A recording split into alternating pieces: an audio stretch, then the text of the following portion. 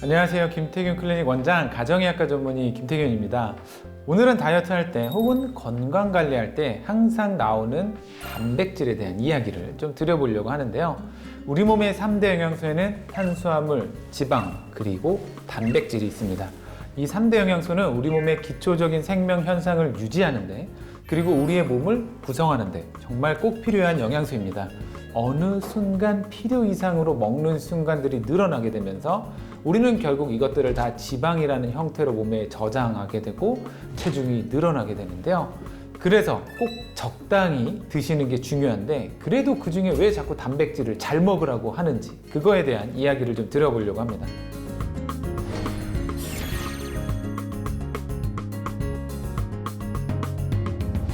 그 전에 이제 한 조사에 따르면 한국 사람들의 탄수화물 섭취는 하루 음식 총량의 60에서 70% 정도라는 연구 결과가 있고요. 단백질은 한 10% 정도라고 하는 그런 통계도 있습니다. 일단 주식이 쌀인데다가 밥 대신에 먹는 게 면이나 떡, 빵을 자주 드시고요. 탄수화물은 사실 정말 쉽게 섭취하실 수가 있는데, 단백질은 신경 쓰지 않으면 제대로 먹기가 사실 쉽지 않습니다.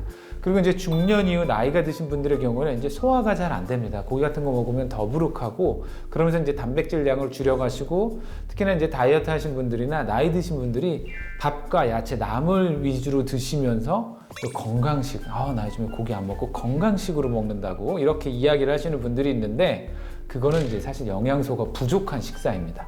그러니까 지금부터 왜 단백질을 잘 챙겨 드셔야 되는지 이야기를 좀 드리도록 하겠습니다.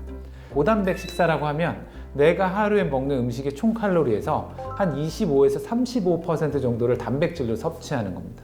그러니까 총 칼로리에서 단백질의 섭취를 늘리는 건 건강관리뿐만 아니라 다이어트에도 도움이 되는데요.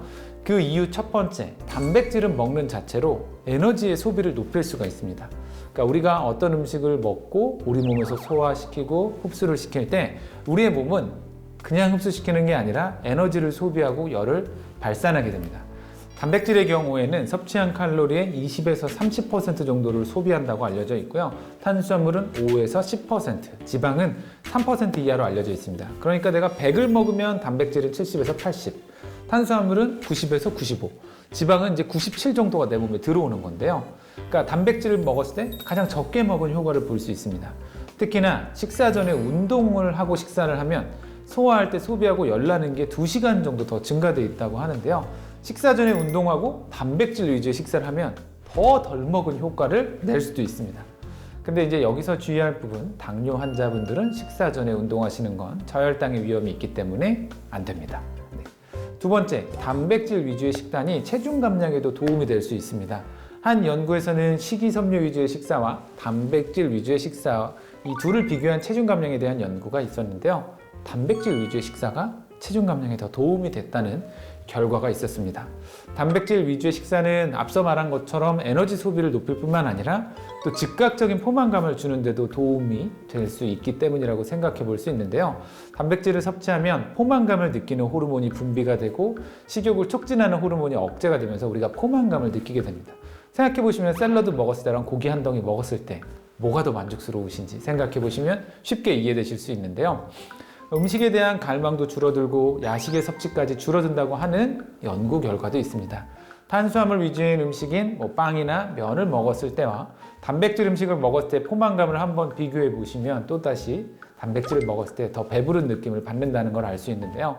그래서 이제 식사량을 조절하는 데도 도움이 되고, 특히나 단백질 위주의 식단을 하면서 탄수화물의 섭취가 자연스럽게 좀 줄고 탄수화물이 흡수되는 속도 및 비율도 떨어지게 되면서 다이어트에 도움이 될 수 있습니다. 그리고 세 번째, 단백질 섭취를 늘리고 운동을 하면 체지방이 더 잘 줄고 근육량은 유지를 시킬 수가 있습니다. 이건 많이 알려진 사실인데요. 근데 이게 왜 중요하냐면, 다이어트를 오랫동안 반복하신 분들이 가장 많이 이야기하는 게, 나 분명히 예전이랑 똑같이 했는데 이제 안 빠져요, 살이 오히려 쪄요, 이렇게 이야기를 하십니다. 그게 바로 이전과 달리 자꾸 근육은 줄어들게 되고 기초대사량도 떨어지면서 발생하는 현상인데요. 우리 몸은 같은 체중이라고 하더라도 예전과 분명히 다릅니다. 계속 변화하고 있습니다. 잘못된 다이어트를 특히 반복하시면 오히려 에너지를 덜 쓰는 몸이 되는데, 단백질 섭취를 늘리고 운동을 하며 근육을 늘려주면 대사량은 유지 혹은 늘릴 수도 있고요. 지방이 줄어드는 좋은 몸을 만들 수가 있습니다. 단백질은 쉽게 그냥 내 체중에서 1g을 곱한 양으로 70kg인 사람은 70g 정도를 하루에 나눠서 3끼로 드시면 좋고요. 기름이 적고 단백질 함량이 높은 종류로 선택하시고 가능하면 덩어리로 되어 있는 단백질을 섭취하시는 게 위에서 말씀드린 효과들을 보는데 더 도움될 수 있습니다. 건강에 이상이 없는 분들은 운동을 열심히 만약에 하시겠다. 그럼 사실 하루 2g까지도 가능하긴 한데요. 그거는 내 운동 능력과 정말 열심히 하셨을 때, 그리고 내 간이나 신장이 어느 정도 건강한 상태일 때 고려하셔서 단백질 섭취를 늘리셔야 됩니다. 오늘 제가 준비한 내용은 여기까지입니다. 도움이 되셨다면 구독과 좋아요, 알림 설정까지 부탁드리겠고요. 저는 또 다음 시간에 다른 이야기를 가지고 인사드리도록 하겠습니다. 감사합니다.